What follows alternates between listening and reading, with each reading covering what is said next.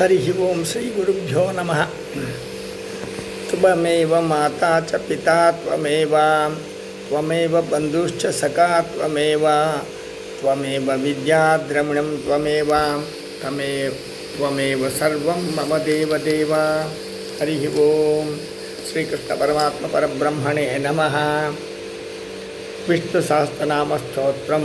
हरि ओं पूर्वपीठिकां शुक्लां भरधरं विष्णुं शशिवर्णं चतुर्भुजं प्रसन्नवदनं ध्यायेत् सर्वविघ्नोपशान्तये।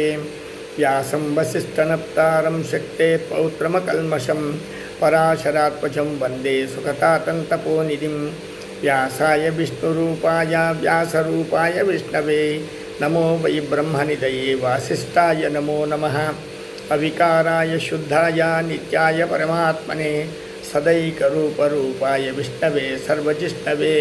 यस्य स्मरणमात्रेण जन्मसंसारबन्धनात् विमुच्यते। नमस्तस्यै विष्णवे प्रभविष्णवे।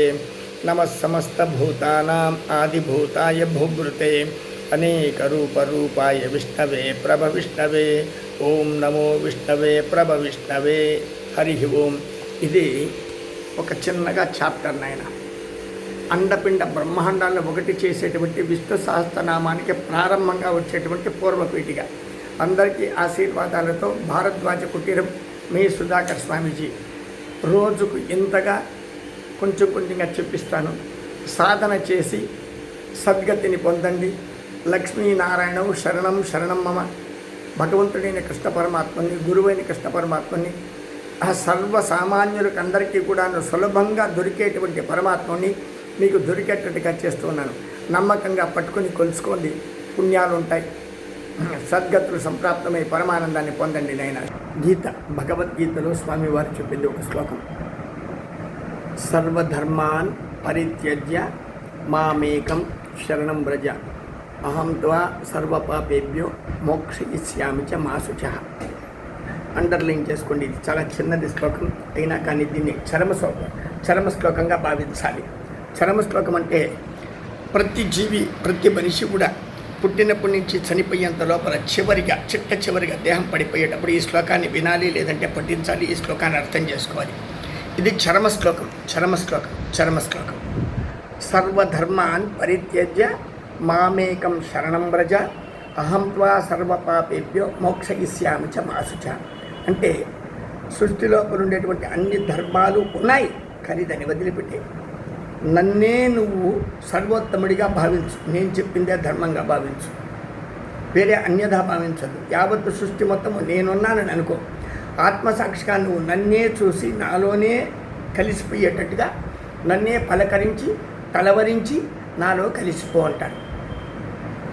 సర్వధర్మాన్ పరిత్యజ్య మామేకం శరణం వ్రజ అహం త్వా సర్వపాపేభ్యో మోక్షయిష్యామి చ మా శుచః. ఖచ్చితంగా నీకు మోక్షాన్ని ఇస్తాను.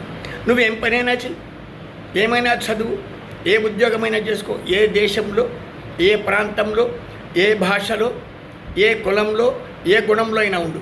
కానీ అన్నీ వదిలేసి నేను అనబడేటువంటి ఒక కులము, ఒక గుణము, ఒక భాష, ఒక పని, ఒక జీవితము, ఒక జన్మ మృత్యు జరా రోగాలను అధిగమించేటువంటి దివ్యశక్తిని పొందేతవు కాక అని చెప్పి ఉందన్నమాట. ఇది ఈ చర్మ శ్లోకాన్ని ఎవరైతే ప్రతిరోజు వాడుకోగలుగుతారో వాళ్ళ అంత్యం చాలా చక్కగా ఉంటుంది. వాళ్ళ అంత్యం వరకు అంటే పుట్టినప్పటి నుంచి బుద్ధి ఎరిగినప్పటి నుంచి చనిపోయేంత వరకు కృష్ణ పరమాత్మని కన్నా తలుచుకుంటే మీ జన్మ సార్థకమవుతుందని చెప్పి అచ్యుత అనంత మాధవ మధుసూదన గోవింద, అచ్యుత అనంత మాధవ మధుసూదన గోవింద అనేటువంటి నామాలను కన్నా మీరు తప్పిస్తే ఖచ్చితంగా మీకు మోక్షము జన్మ సార్థకం ఏర్పడుతుంది.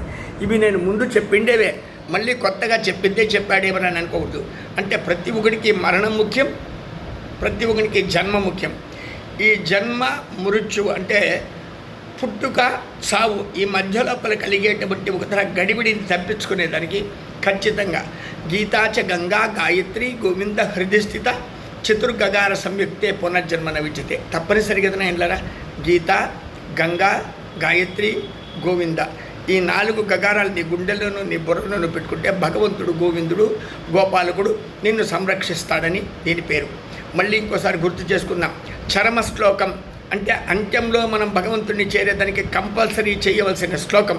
మీరే దాన ధర్మాలు ఏ పుణ్యకార్యాలు, ఏ తీర్థక్షేత్ర దర్శనాలు, ఏ నదిలో, ఏ పుణ్య నదుల్లో స్నానాలు చేయకపోతే కూడా, అర్థాత్ ఎటువంటి ఒక తరహా దైవికమైనటువంటి యోగాభ్యాసాలు చేయకపోతే కూడా, దైవిక కార్యక్రమాలు చేయకపోతే కూడా అంత్యంలో చర్మశ్లోకం గుర్తుకొస్తే చాలు మీ జన్మ సార్థకమైపోతుంది.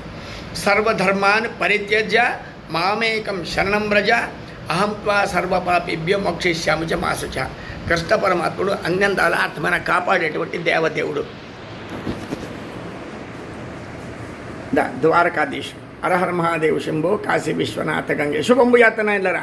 మీకు ఇష్టం ఉండే భిక్ష పెడితే భిక్షాపాత్ర నంబర్ 93 43 79 73 39. శుభంబు యాతన ఇల్లరా.